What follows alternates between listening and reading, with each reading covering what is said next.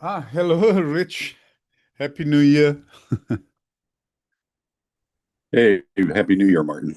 Yeah. Wow, what a year is ahead, huh? Yeah, It it's it's great. it It's crazy. started it started with a I love it with the Venezuela raid. Ah, Yeah, I agree. I mean, it's absolutely nuts. I, wait. I wouldn't say nuts. I just see it as it is because why would I judge? Uh, is I'm here in Asia and what I can say is that the Chinese welcome this raid, and because they say, if that can be done with Venezuela, why can't we do that with Taiwan? Oh yeah, yeah, for sure. Uh, One of the things I wanted to talk to you and Roland about yes. is as the I just came back from vacation and there were some Europeans that I talked to that were very anti-American. Huh?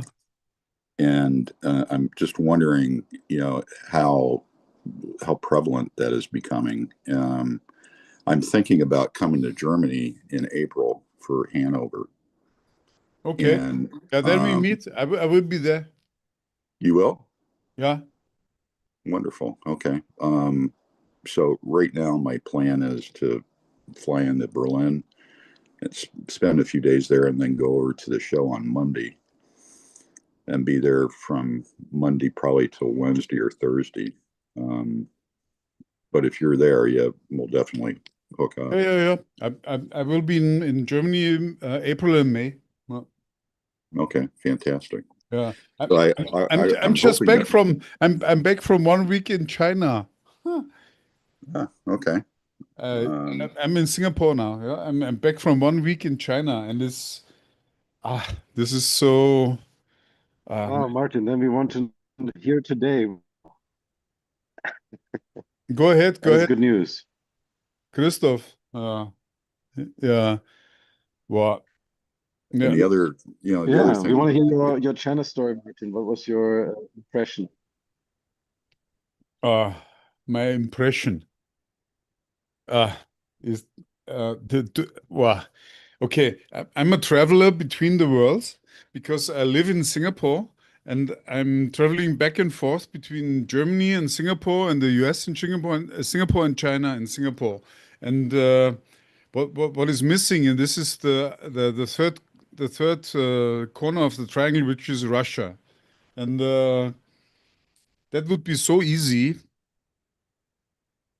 But I need to be a bit careful because in if you're in Europe, you're not supposed to say that you have friends in Russia. And I have more than friends because my grandfather is from Russia.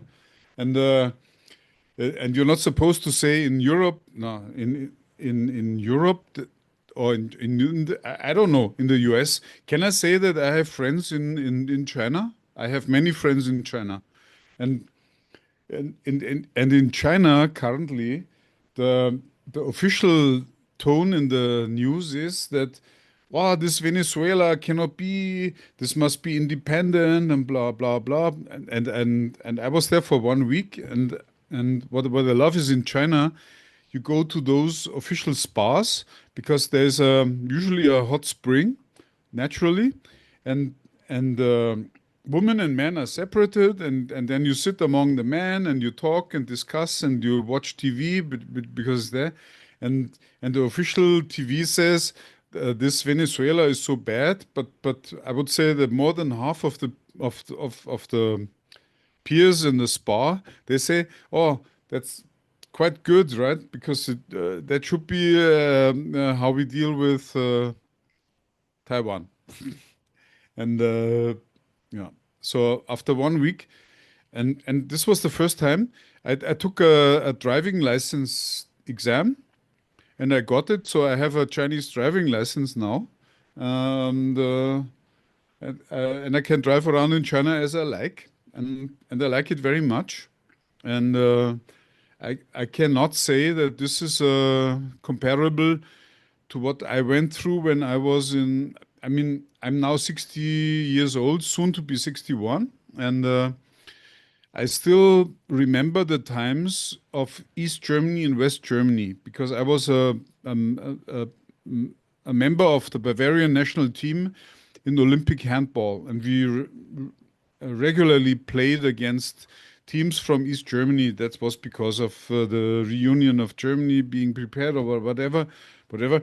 But what I can say is that what I remember from the time in East Germany 40 years ago is not comparable at all with what I live when I'm in China. Is very different. So I find myself in a very natural environment. US, Europe, China. Again, what is missing is Russia. But what I can tell you without being there, from what I hear from my friends, that this is a very normal place to live. And it's just that there's I don't know, a shift in the global balance somehow from, I don't know, from claims or entitlement to performance. Christoph, does this satisfy what you wanted to hear, or am I so far off?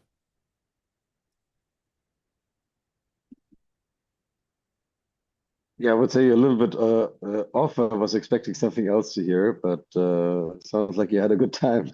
But what did you So, expect to hear? so Christoph, could I give you my perspective? Sure. I'm sorry, Martin. Did you want to go first, or? Come on, you're my friend. Okay. Yeah. So a friend of mine and I were just talking about this, and this is my spin, and it's going to be very critical. As you guys know, I don't hold back. So, number one is I think, you know, our president in the U.S. here is trying to break up our relationship with NATO. So this whole Greenland thing is a bunch of, you know, fodder and a bunch of, you know, false flag, you know, kinds of initiatives to help, you know, take down NATO. And I'll come back to the reason for that in a minute. The second thing is this Venezuela thing. I think is, you know, it's rooted around, you know, the drug cartels, number one, and number two, you know, the oil thing. You know, being in, you know, having projects in the past in the oil patch, and having worked with companies just in the last year, actually, in the oil industry, prior to this Venezuela thing on a project that was very successful with my client. The thing that what I learned about Venezuela is that, you know, their facilities there are just, you know, basically limping along at an extremely low rate of production. They've been raped and pillaged, right? And, you know, resources and infrastructure have been just dismantled, you know, to keep the basic bones, you know, operating elsewhere within the facilities. So they're at a very low production rate. To get them up to any kind of real significant production rate in the global market is probably 10 years worth of work and investment. And it could be 8, but certainly, you know, between 8 and 10 years. So, you know, that whole oil thing about, you know, hey, we're going to get 50 million or 50 billion barrels and all that is you know, not going to really make a dent in the world supply. So it's not a economic threat in that sense at this point in time, and it's going to take a long time before Venezuela can be, you know, at a competitive threat scenario. But what that leads to is you know, this signaling that the administration here in the U.S. is giving to the rest of the world that, you know, Cuba, Colombia, and Greenland are the other 3 focuses, you know, because we're, following basically more of a domestic, backdoor, neighborhood kind of an approach of, the community surrounding us. We want them to be, serving the American interest in essence. And Cuba certainly is, in the past, has not had that kind of relationship with the U.S. at all because of their Russian and Chinese relationships, especially the Russian. And so I'm thinking, in my forecast, is that they're next on the list because nobody's going to balk at that. There isn't going to be any pushback. If we were to go into Greenland, not only would that upset the power struggle within NATO, but also NATO would have to react. And I think that one of the things that Europe wouldn't do is react militarily, frankly. I think what they would do is band together to react in an economic sanction and basically take over of U.S. companies in Europe. I think that would be one step. Another step I think they would do is put sanctions on the U.S. for any kind of monetary, flow back and forth, and totally disrupting the whole economics of the U.S. And that would cause more harm immediately than sending troops, in my opinion. And I think that will never happen. I think the guy that's running the government right now here is smart enough to know that that's a wrong move to try to take them by force. Right now, could they buy it? Well, that's a whole different story, right? But I don't think Denmark's willing to give up that resource and that country, frankly. And I think that would be seen as a real threat with again to Denmark by selling that to the U.S. So I don't see either one of those scenarios happening. So I think that's more of a false flag kind of a thing.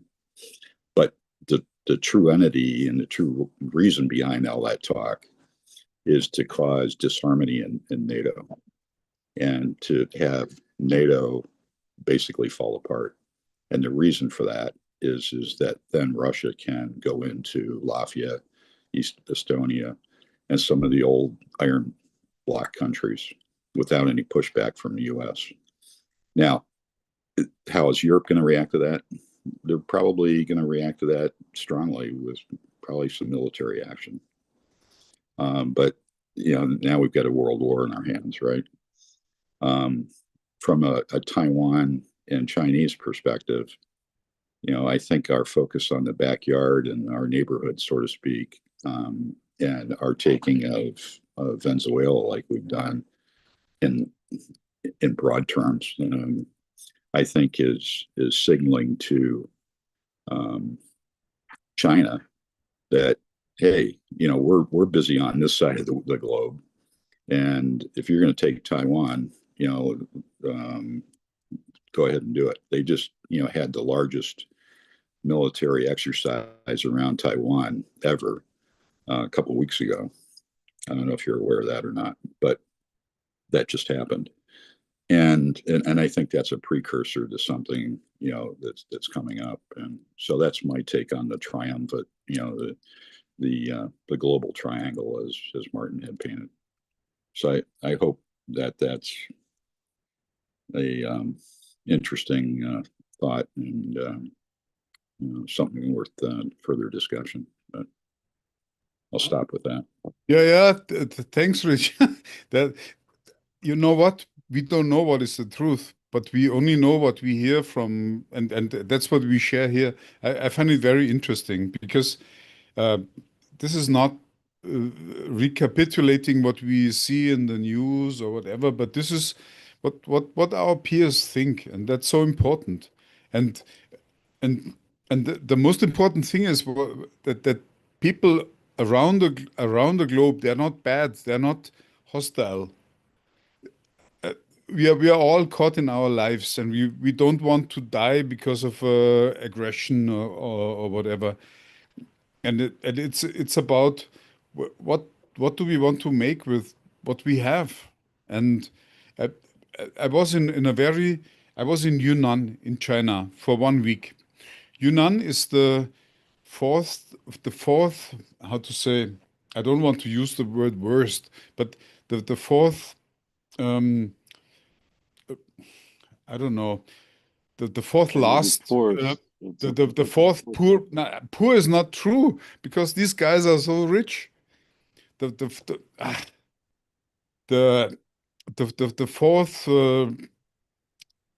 I don't know, from the bottom. If you put the 20 or 30, 50 states of China on a list, then Yunnan would be the fourth from the bottom. And this country is so rich. This state is so rich, and the people are so nice, and is so and and and what I can say is they watch with interest what happens with Taiwan. They don't know what the US is and Europe.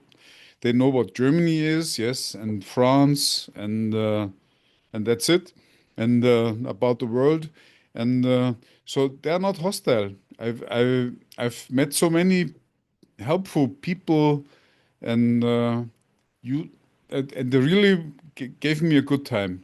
So what I can tell is that China is not a bad place to be, and my guess is that Russia is not either. So and Europe is not either. I know because I'm from there, and US is also not bad because I know that. I mean, the US currently is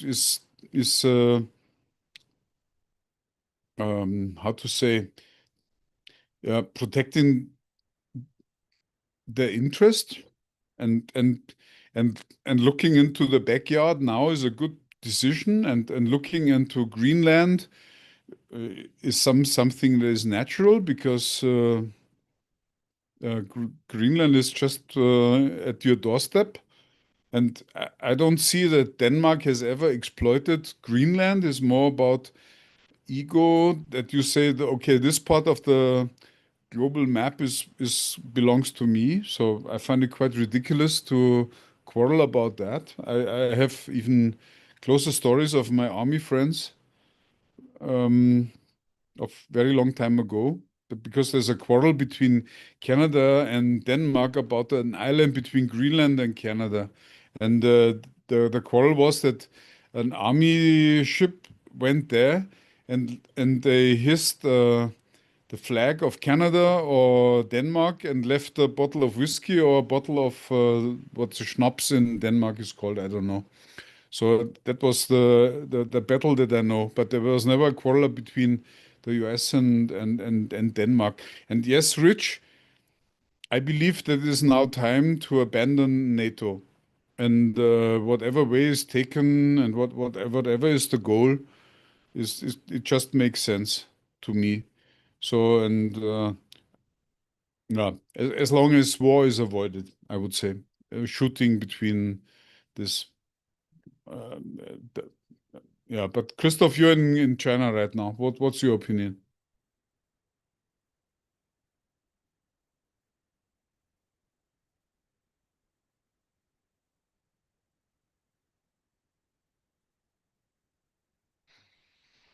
Okay, here. Um, well, I read an article the other day that was also talking about it, and this article was more raising the concern that yes, it could happen, yeah, that China is taking Taiwan, but on the other end, what are the costs if it goes wrong? And I mean, if you win, okay, yeah, but if it fails, the costs are really super high. And I also doubt also for Venezuela, it's as simple as just taking one guy and then you own the country. So I think for Venezuela, that's also not really the case.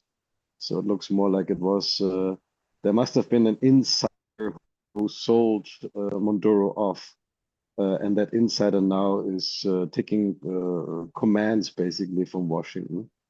and is keeping the elites in power or in control.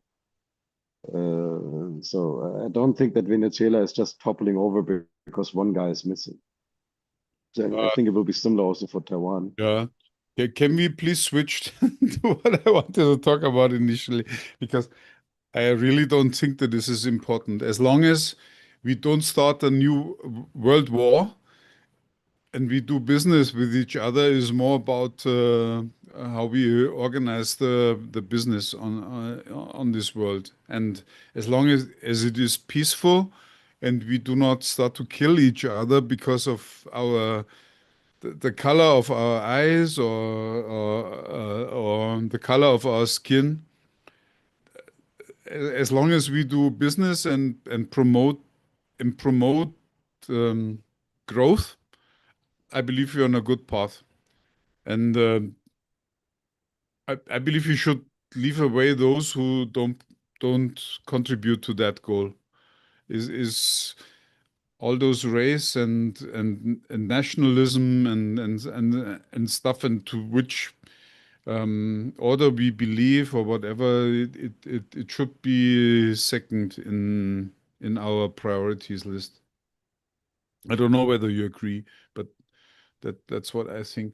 And it's more about how can we promote innovation. And currently what I see is, can we please zoom into Germany? This is where I started.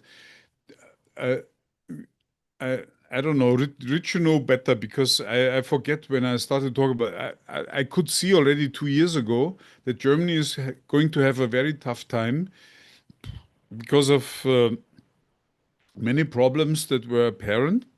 One was the energy price that was raised because of the destruction of this cheap natural gas pipeline from Russia to Germany, the Nord Stream.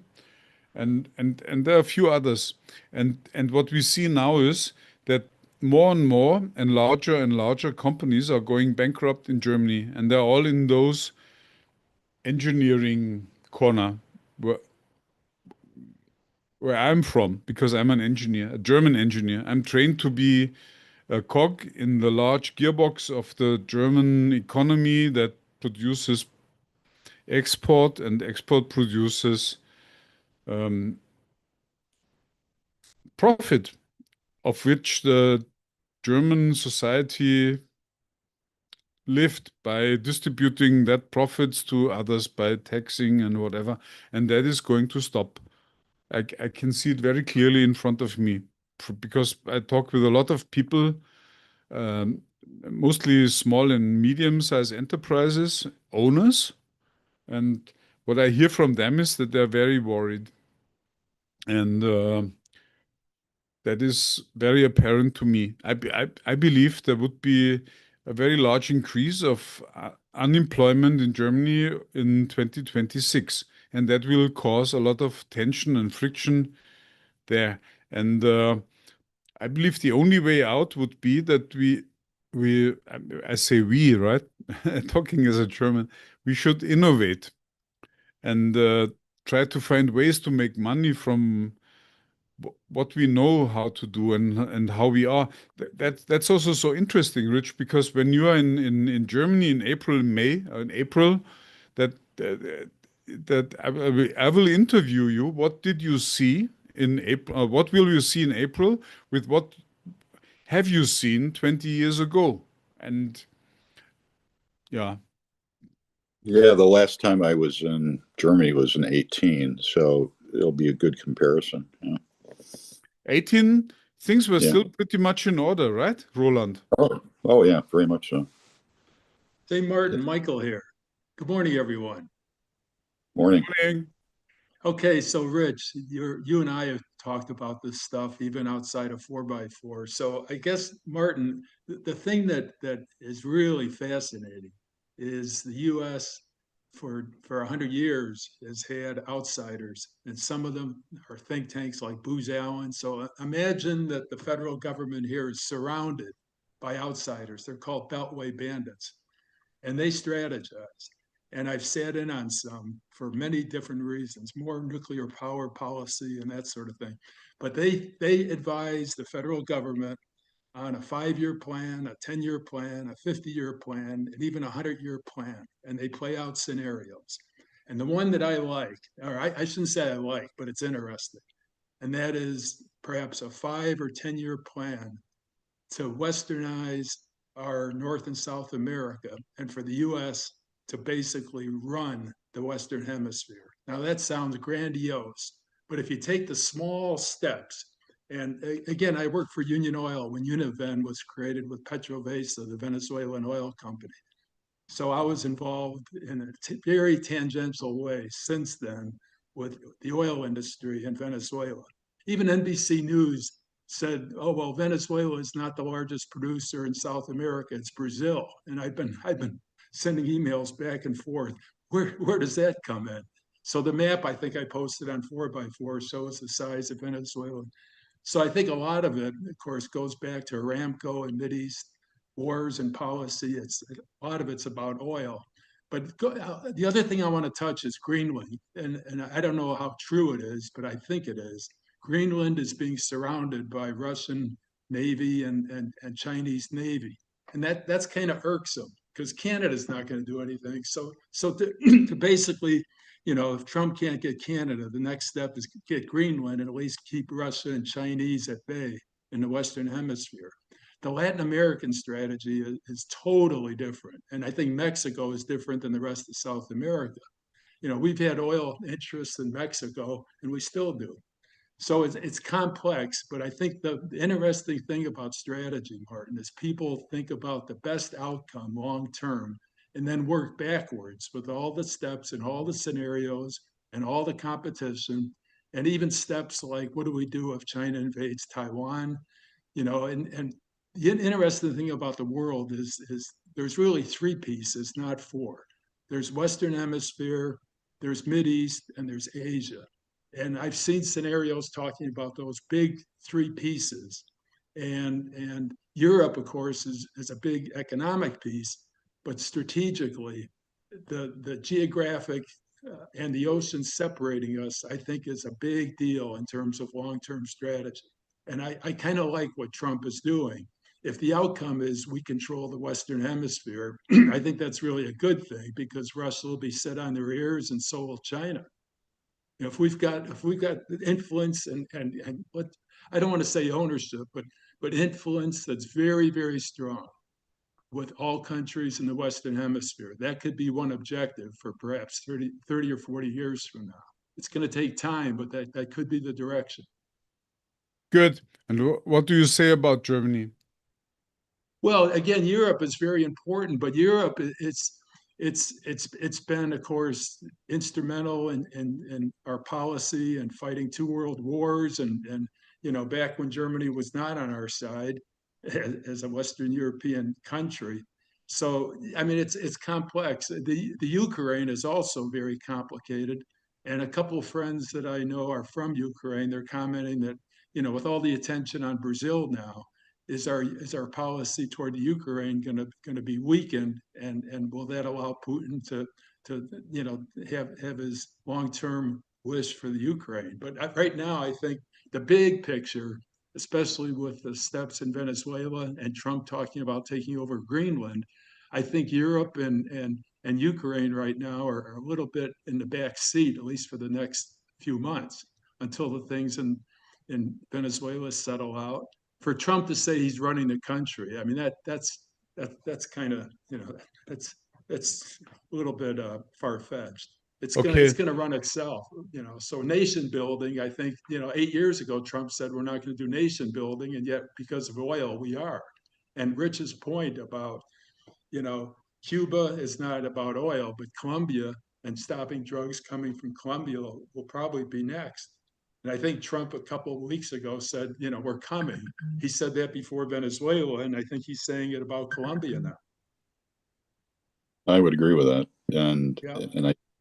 and nobody is going to reject that with either country.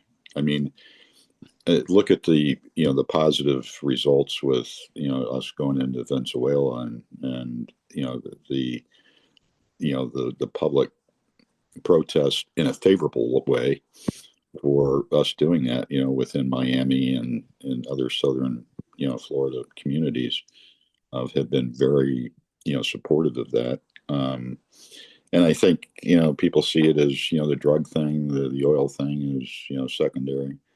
But going back to Germany, Martin, to answer your question,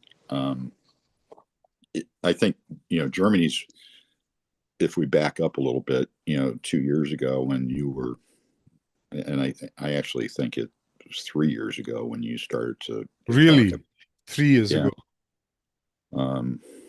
I think you started to mention that, you saw some handwriting on the wall there with, the struggles of the SMEs and the small, medium-sized enterprises. And, that wasn't looking good. But I think that the reasons for those, I think, have changed, right? And the catalysts for those have changed since then greatly, right? And one of those catalysts have been the tariffs, that the U.S. has put on Germany, right? That has also restricted, the export market from, Germany to the U.S., causing, further acceleration of the deterioration of, the economic base of Germany and transshipping automobiles. Yes. Rich, that is only now we have in this we have mentioned 2 of 7 or 8 reasons why Germany Sure. is in Sure. yes, and this happened overnight. It was unexpected. Yes. Correct. And that's why I'm calling them a catalyst, right? So, Yeah. um, Catalyst, because the tariffs cost to sell, no, to ship 10% yeah, less of the total production of German cars sure. in total overseas. Yeah. And, and then China's, rise with the technology onset of what is perceived to be higher quality, more technical, advanced cars that are more satisfying to the Chinese community. And of course, I believe that there's big incentives. I don't know that for a fact, but maybe Christoph could speak to that. I think there's big incentives for the Chinese to buy Chinese goods, right? So, they've been, looking at the comparison of, an Audi or a Mercedes or, BMW, and they can buy something that is more technologically pleasing and, more fancy to self-driving and blah, blah, blah. Rich, I was sitting in. Sorry to interrupt you, please, my friend. Forgive me. But what I want to say is the following: I was sitting in a hot bath in Lijiang, which is in Yunnan, somewhere in the mountains, and then I asked the same question, and then my peers told me that there's a new 5 years plan for China, and it goes from 2026 to 2030. So Yeah. yeah, And that, and cars are not mentioned in that 5 years plan anymore. For that is taken. That's irrelevant. Is like if you talk about cars in China in 2026, it's like as if you talk about horse carts in is not it doesn't play any role anymore. yeah, because China's, the China made in China strategy has changed, and now there's more SMEs that are, which are the little giants is a big focus. Yeah. Sure. Uh, uh, Chris, can you please chime in and Yeah, another issue is also that the race to develop new cars is already done. It's finished. Yeah, exactly. With the battery Exactly. technology, with the software inside the cars, so there is not a need anymore to subsidize the future development of EV cars. For the next 5 years, the focus will be on new technologies, and cars is already out. Yeah. So, I think, that whole structure of what's impacting Germany, going back to Germany again, is, this shift, right? Whether China was supporting it up to this point, which we know they were, they're no longer, as we just discussed. But they've already received, and they're already in a dominant position. I mean, they're building, 32 million cars, 32 million units a year was the number that I had. Maybe Christoph's got a better one, but you look at that, and that's for the export market, right? So they're going to be an export threat with the automobile sector. Anyway, where that takes us back to the technical side of the technical product side of the business, which I like to focus on, of course, is basically Germany's Mittelstand companies are, in my opinion, they're at a huge threat, because the Little Giants initiative continues to build, and they're doing that in a pretty quiet way, frankly. I think insiders that have experience with China here in the States, they know it, but I don't hear anybody talking about it. When I say Little Giants to people here in the U.S., they go, "What's that?" And I keep warning people that, and it's a warning, in my opinion, that China's going to do the exact same thing as they did in the automotive industry. They're rolling that model across all these different industry sectors of investment that they're doing, and Little Giants is one of those that I like to focus on. And that includes humanoids, and that includes other types of robotics, and that includes other sectors. But the Little Giants initiative I find extremely interesting, because that's the footprint for them going forward, and in the structure, and to take over technical product markets, and support their own internal development, of course, but also to support global denomination of technologies, and be the most advanced, and companies that are making technical products today need to be innovating, to your point, Martin. And they're not investing in innovation in a big way, for whatever the reason, whether that be being blind, or whether that be they just don't see how to do it, or basically they've just had poor success with that in the past, and they're gun shy of pulling the trigger on future developments. I mean, I think all those are underlying reasons for companies holding back and not making key inputs to their innovation portfolios, and it's risk, right? And companies don't want the risk, and I think that's another big driver here. So. Yeah, Rich, I fully agree. The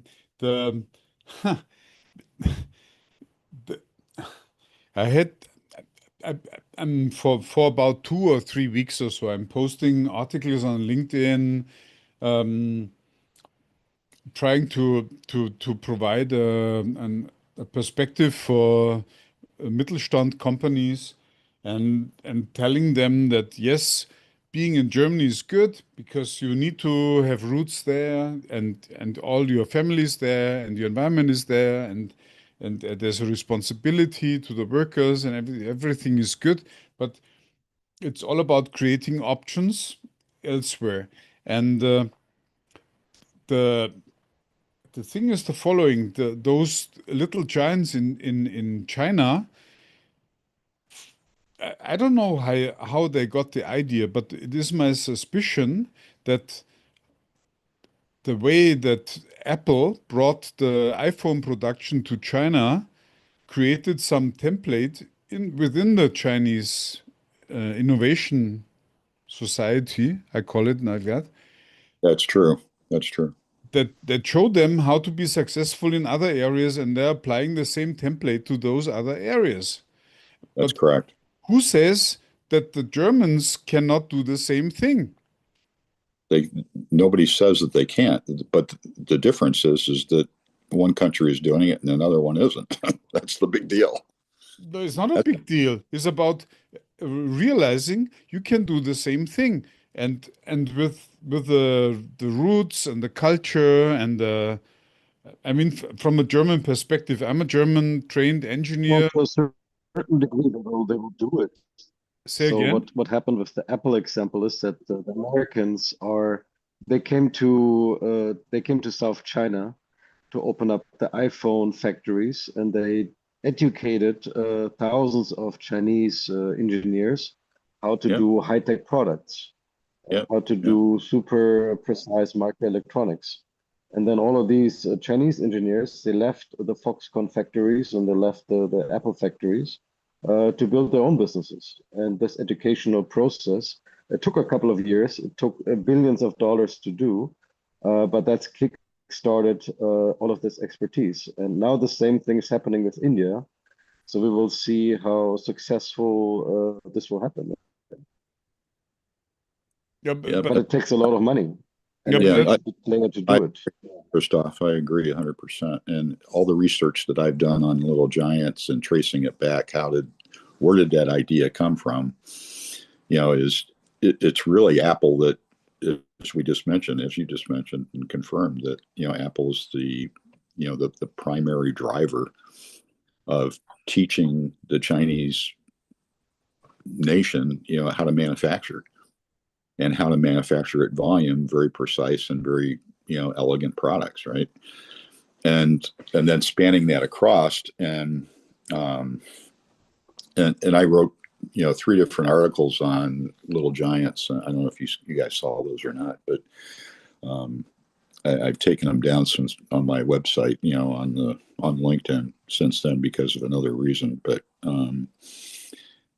basically, they trace that history and they trace the the inputs, if you would, that have helped create that environment, and some of the different theories that have impacted that. Um, and Michael Porter is one of those contributors to that genesis of development of China and their manufacturing expertise. And then there's several others theories that apply directly to what's happened there. And I think when you take a look at that and you start to see the picture that has developed and where China is today and what that Little Giants initiative is all about and what's happened, it's unbelievable. And I'll give you a firsthand example. There's a gentleman that I met and did some work with on a orthotics and prosthetics project at University of Illinois.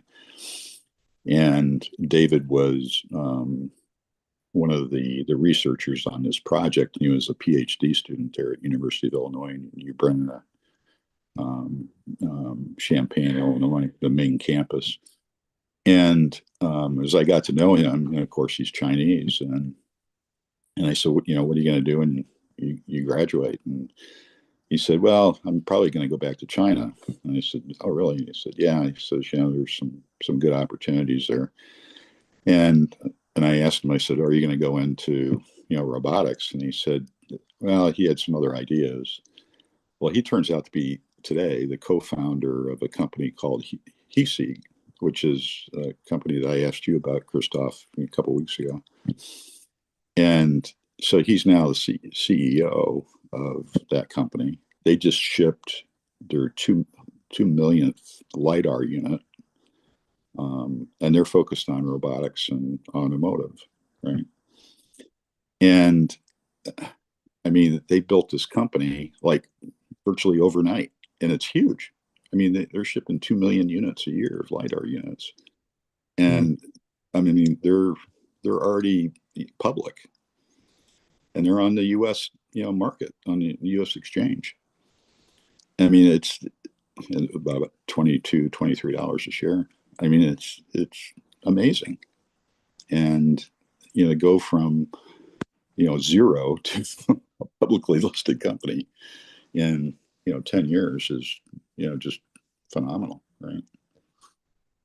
So that Little Giants thing is it's just amazing how much the government is putting behind these companies to pursue innovation and to drive them to a global position. And now his firm is it's a global firm. They've got offices around the world, and they're doing very well.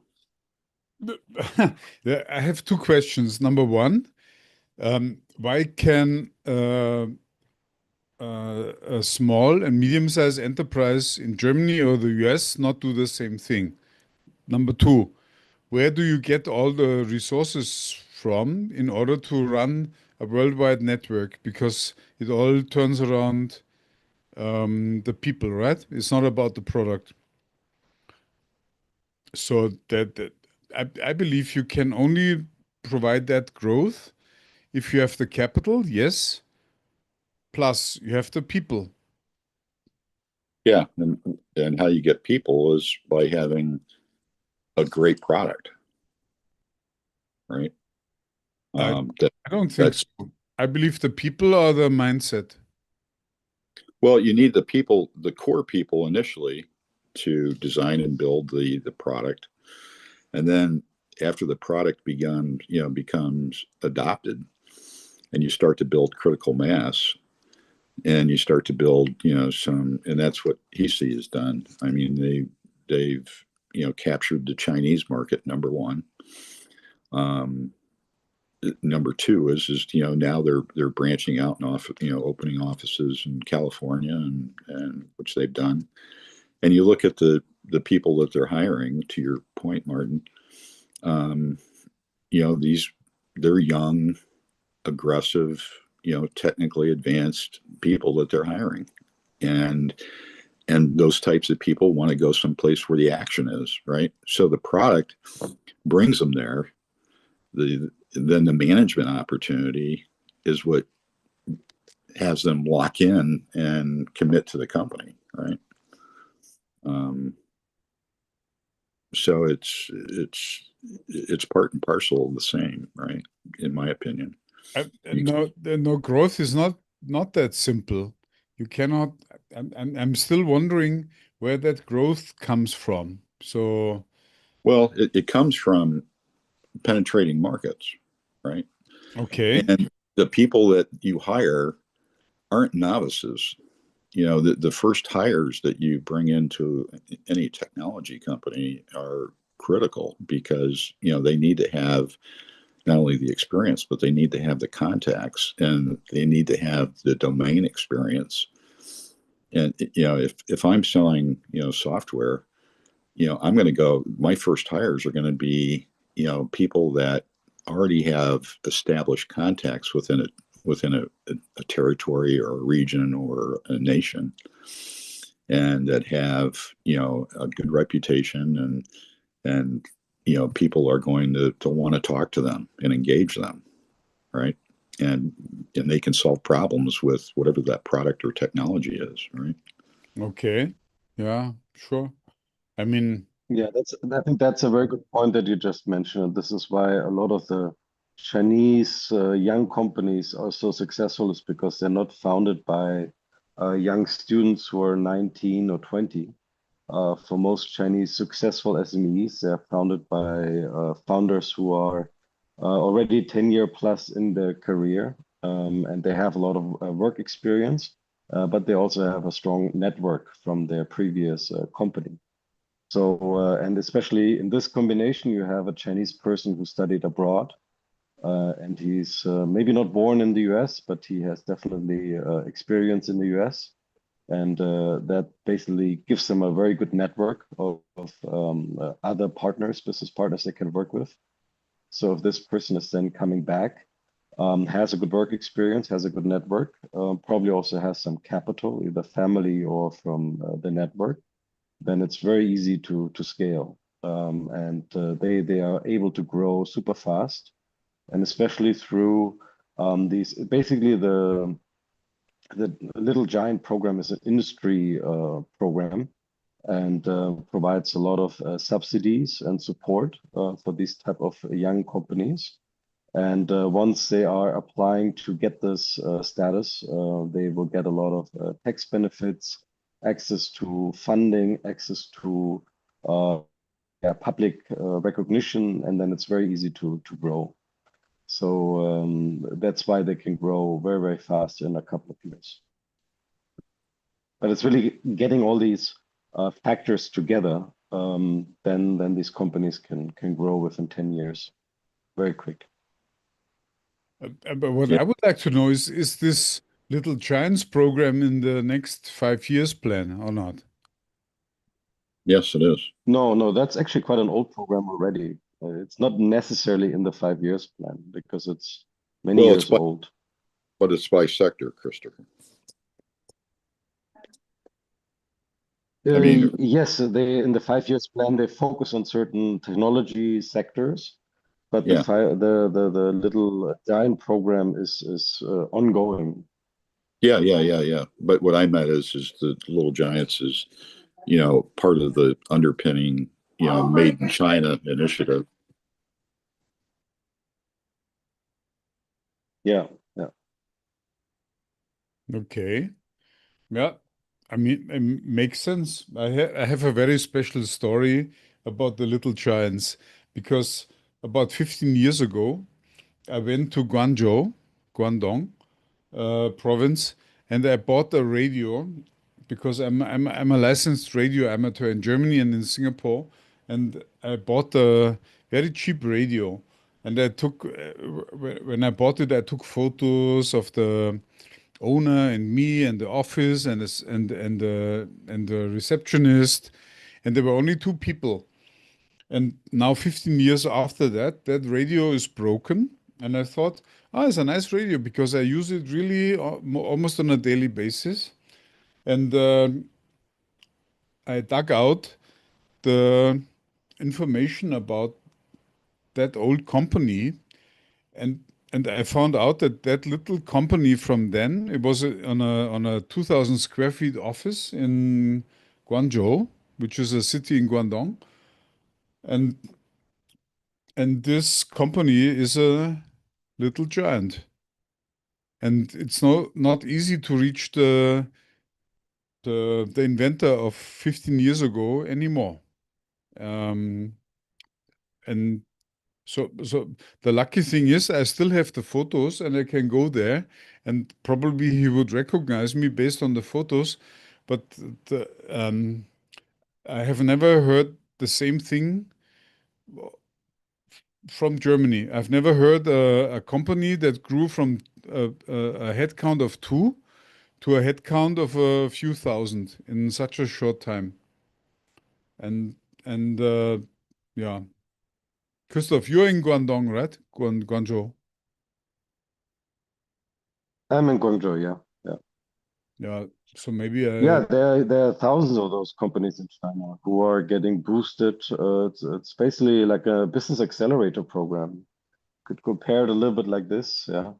So the Little Giant program really helps young companies who have already reached their first revenue, they have their first customers, to really scale fast.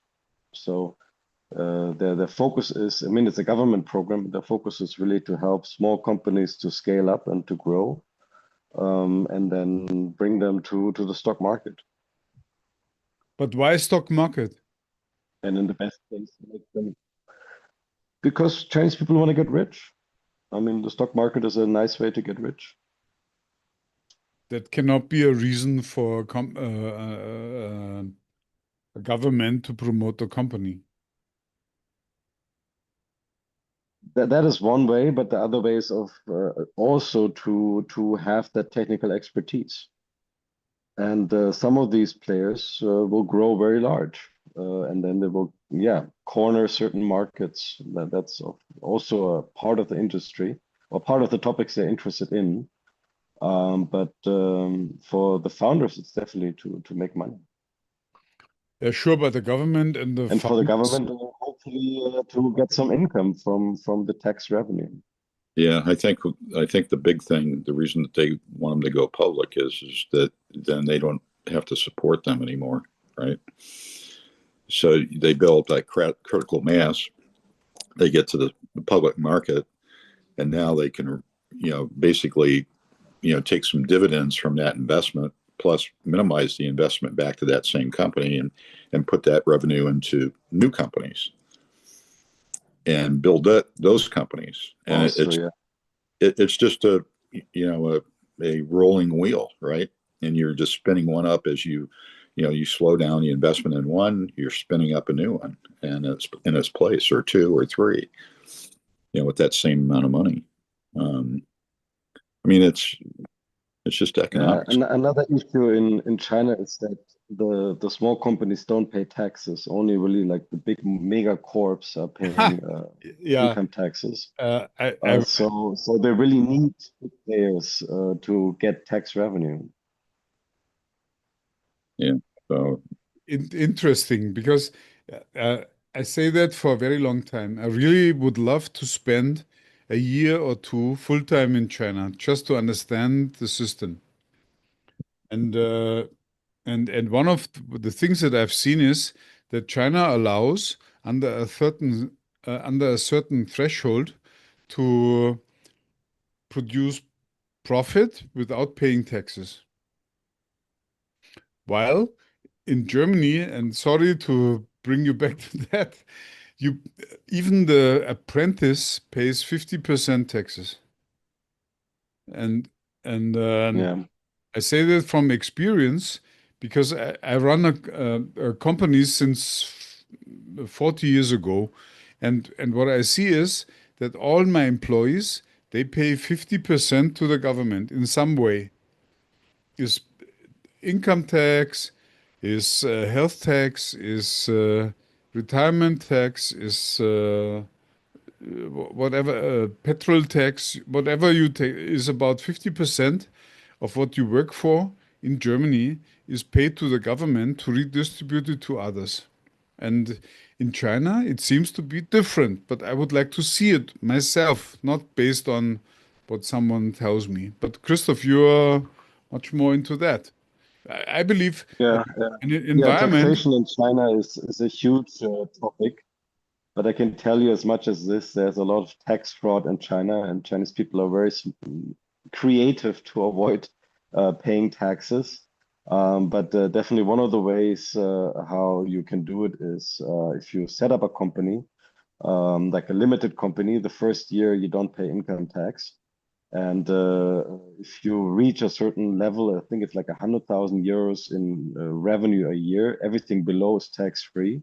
If you make more money than 100,000 euros a year in this company, you need to start paying tax, but you can start new companies. So you are balancing your revenues over 5, 6, 7 companies. So there's all kind of ways how you can reduce your income tax. Now, let me know, is this possible in the US and in Germany? no. In Germany, no. So In the U.S., no. yeah, in Germany, no, and I don't know about France and Italy and whatever, Portugal, other European countries. I believe that is the true difference between China being successful and the others not. Yeah. Well, it creates also a lot of problems, but it is very weird from a European perspective to see how China is managing their taxes. So not only company profit taxes, but also private taxes. It's very little, yeah, checked. Lovely.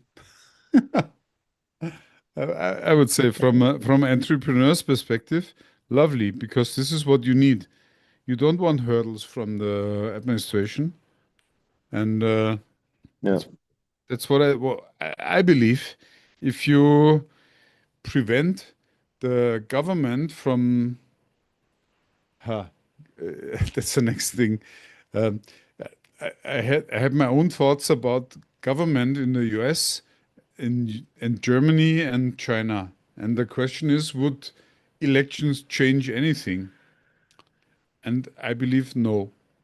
I truly believe that the way a country is run is determined by the administration. And the administration doesn't change when you go for when you have an election. If you vote, your vote will change nothing in the administration. And what generates the public perception of what is going on in an economy is not done by the reality is not changed by the government, but it's changed by the administration, by the people who put the rules and the laws into practice. And in China, they have one party and there is no election. And except if you go to one of the party election sessions, but otherwise there's no election. So I don't think that this boasting of democracy has any influence on the wealth of the people. Anyway, so we have reached the end of our hour. I'm really keen to discuss this more next week.